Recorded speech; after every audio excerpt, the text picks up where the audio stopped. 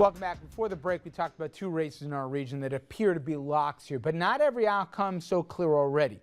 County executive races in two particular counties get a lot of attention. Long Island's Nassau County and Westchester County, both a bit closer, although at this point, if you look at the polls, not nail biters. We could potentially see the two Democratic challengers, they'll win it potentially this time. According to Noam Branson's internal polling, Westchester County executive race is within the margin of error.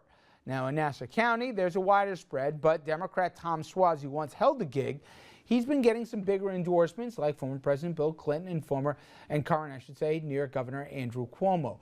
All right, let's start off in Long Island. Tom Suozzi, he may have had outsized ambitions not that long ago, but he's a known commodity on the island. It's not like Mangano hasn't had problems on the island. I mean, especially on finances and the whole fiasco with the Lighthouse Project and the Islanders and all the rest.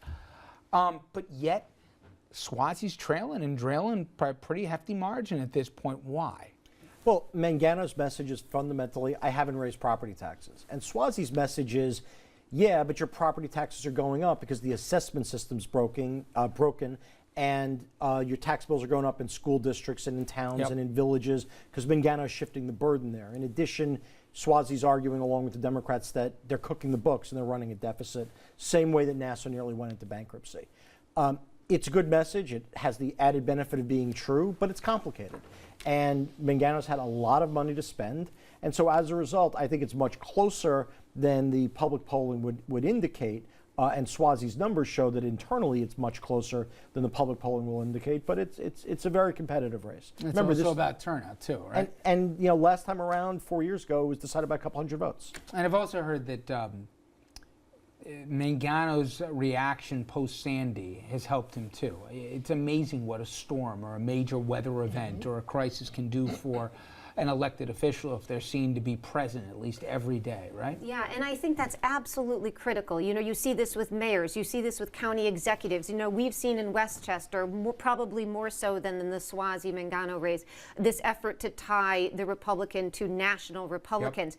But that's, you know, that can work, but it's not necessarily what people care about. When you're talking about your city, your town, your county, they care about what's going on the ground. How did you react to a storm? How did you react to an issue that really impacted us directly, not something happening in Washington? We'll stay with Westchester, as you were talking, because the point that Noam Branson, who's the mayor of New Rochelle, a pretty decent sized city in the county, has been that the incumbent, Rob Astorino, yes, he's kept property taxes down, but look at how he's done it and look on whose backs he's cut here to finance some of this, most notably safety nets for kids, low-income families. It got national attention, the housing desegregation lawsuit that the county is going to be stand liable to lose more than $10 million.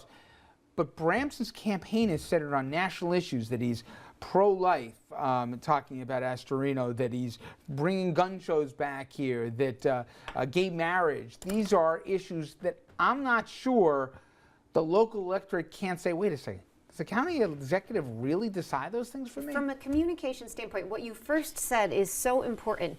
All voters hear is he kept property taxes down. How he did it, why he did it, the complicated way in which he did it, all those things Branson has had a difficult time explaining. That's not to say they're not true, and it's not to say he's not right, but he's had a difficult time communicating that, whereas Astorino's been able to say, I kept property taxes down. Everything I promised to do 4 years ago, I did. Yep. He's checking boxes. And Branson has a difficult communications message, even though he owns the numbers here. So it's a really difficult communications message for Branson as a challenger. And I'm surprised a little bit. Again, Westchester, again with the Democrat advantage in registration also. Dominic, the whole line that, in the case of Westchester, that the Democratic candidate says, he shows a picture of Astorino and says, Tea Party with a smile. I know it's, don't want to extrapolate too much, but both in Long Island and here, any attempts Democrats have tried to say that, hey, they're part of the Tea Party, it hasn't rung true. Now, maybe the races are too localized to draw too much from this, but I think it's interesting with everybody talking about wave elections potentially next year that it hasn't filtered down yet on the local level.